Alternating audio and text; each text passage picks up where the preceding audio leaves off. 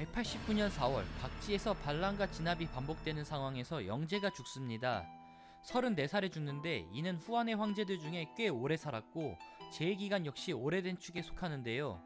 이와 관련하여 잠깐 표를 하나 보여드릴 텐데, 후한이 몰락하는 데는 여러가지 이유가 있었겠지만 역대 황제들의 사망 시기를 보면 생각보다 훨씬 더 일찍 망했다 해도 이상할 이유가 하나도 없을 것 같다는 생각이 드는 건 기분 탓이겠죠? 영제가 죽기 전인 188년 스스로 무상장군이라 칭한 후 평락간에서 군사시위를 하며 황제의 직속군이 서원 8교위를 두게 되는데, 당시 대장군이었던 하진도 상군교위로 삼은 황간 건석에게 용속됩니다. 건석은 하진을 두려워하여 여러 황간들과 함께 영제를 꼬셔 하진에게 병장과 한수를 치도록 하려 했는데요. 하진이 이를 미리 알아채 원소를 동쪽으로 보내 서주와 연주 두 주의 군대를 거두게 하고 군사를 일으키겠다고 하여 서쪽으로 가는 기한을 늦춥니다. 외척이었던 하진과 황간들 사이의 알력이 최고조였던 시기였습니다. 당시 영지에게는 하진의 여동생이었던 하왕후가 낳은 황자 변이 있었고 왕기인이 낳은 황자 협이 있었는데, 영제는 태자를 정하지 못합니다. 장자였던 변이 경박하다는 이유였기 때문이었는데요. 이듬해인 189년 위독해진 영제는 건석에게 둘째인 협을 맡깁니다. 그리고 영제가 죽을 때 건석이 옆에 있었기에 먼저 하진을 주살하고 유협을 차기 황제로 세우고자 했으나 건석의 사마 바느니 하진에게 눈짓으로 이상함을 알려주는 바람에 이 계획은 실패로 돌아갑니다.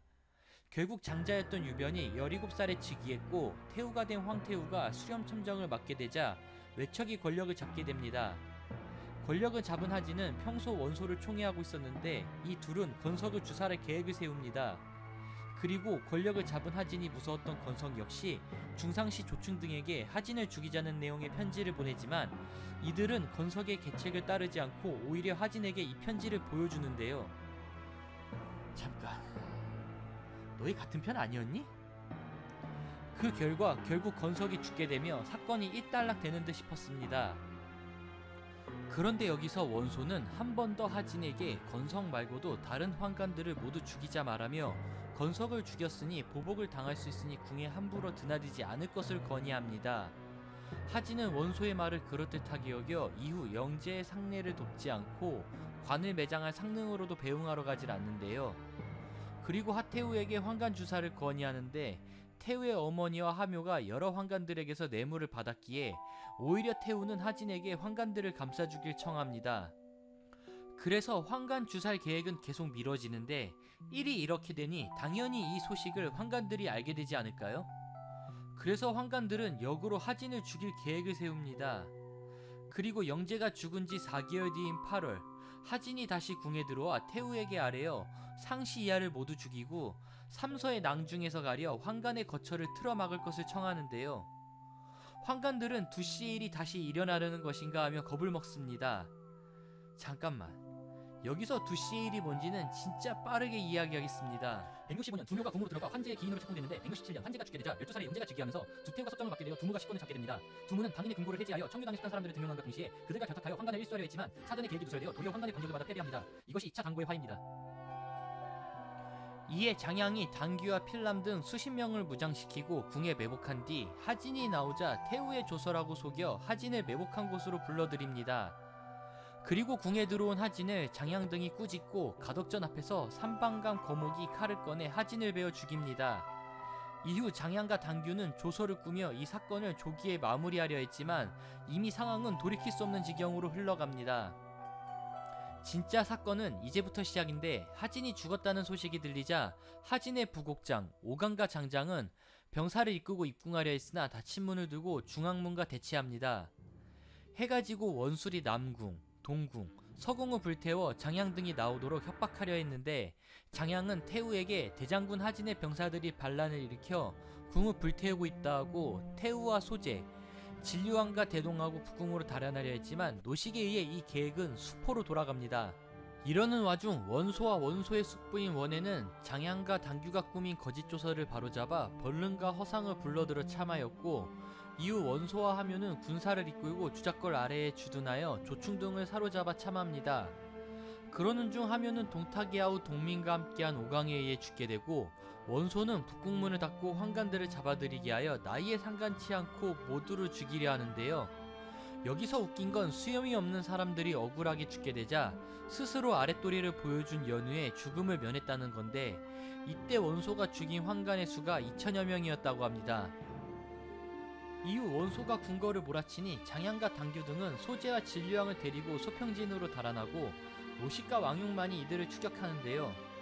그런데 원소전을 보면 원소도 이들을 쫓아갔다는 기록이 있고 동탁 역시 이들을 추적했다는 내용이 있는데, 생각해보면 이들 모두 목적은 같지 않았겠지만 환관을 죽이러 갔던 건 사실이 아닐까 싶습니다.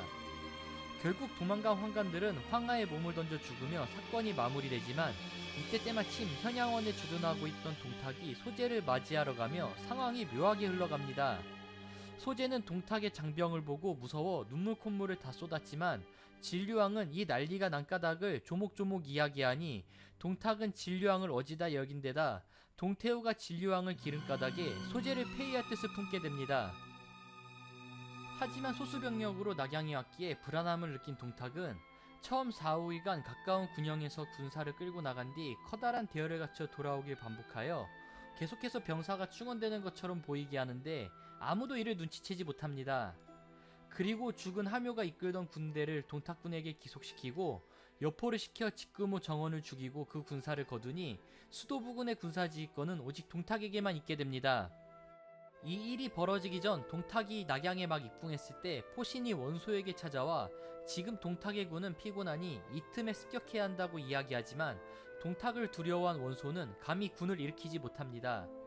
이후 동탁은 원소를 찾아가 소재를 패하고 진류왕을 천자로 세우는 일을 상의하려고 했지만, 당시 원소의 숙부였던 원해가 소재의 태부였으므로 원소는 거짓으로 동의하는 척을 하고 기주로 도망갑니다. 하지만 동탁은 끝내 소재를 폐위시키기 위해 관료를 모으는데요. 동탁의 말에 모든 사람들이 벌벌 떨었지만 노식만이 홀로 반대하여 크게 노한 동탁은 자리를 파하고 노식을 죽이려고 했지만, 사도 채용의 설득으로 노식은 위기를 면합니다. 하지만 다음날 동탁은 다시 하태우를 위협하여 끝내 소재를 패하고 진류왕을 옹립하는데, 이 사람이 바로 한나라의 마지막 황제인 헌제입니다. 헌제가 즉위하고 얼마 지나지 않아 하태우는 시해되는데요. 이후 동탁은 상국이 되어 미우로 봉해졌으며, 황제를 대할 때 이름을 직접 말하지 않아도 되고 칼을 차고 신발을 신고 황제를 아련할 수 있는 특권을 가지게 됩니다. 아니나 다를까 이야기가 길어졌는데, 길어진 이유는 후한 몰락의 1등 공신이었던 환관과 외척의 세력이 어떻게 몰락했는지 최대한 알려드리기 위해서입니다. 다음 시간은 권력을 잡은 동탁이 했던 행동과 연희와 게임에서 등장하는 반동탁 연합에 대해 이야기해보겠습니다. 시청해주셔서 감사합니다.